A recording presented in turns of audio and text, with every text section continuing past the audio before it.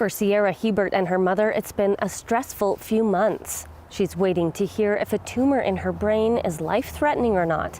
The 15-year-old forced to stay home from school after suffering multiple seizures a week. It is scary, like you don't go to bed at night, but be able to sleep, right? Because she has a seizure at any given time. Cheyenne says they've been referred to BC Children's Hospital with no word on if or when Sierra will have surgery. And this family isn't the only one struggling with BC's healthcare system. CBC News asked for feedback from residents in the East Kootenay, and we were flooded with emails. Some came from people having to travel to get the care they need, others on a long wait list for a family doctor. Pardon my language, but it's starting to piss me off a bit that we are being forgotten about in this corner of the province.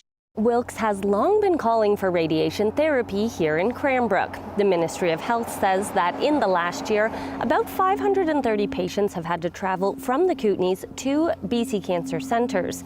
On average, those patients are having about 13 appointments each. We really need help in this corner of the province. Traveling to Kelowna one way from the furthest reaches of the southeast corner is 9 hours one way. That's a significant challenge, especially if you're in stage 4 cancer. So what are the three parties offering, and how would that impact residents here in the Kootenays? The BC NDP has pledged to expand travel assistance for patients like Sierra. The promise would provide upfront money to cover mileage if flights aren't available and extend employment protections to 27 weeks.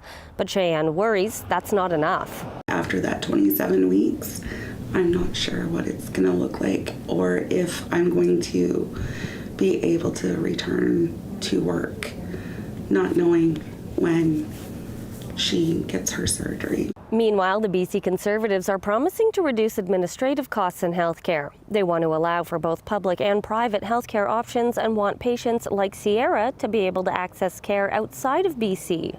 The Green Party says it will establish community healthcare centres around BC, replacing the current urgent and primary care centres, and will try to entice more nurses into the system by increasing funding, although not indicating by how much.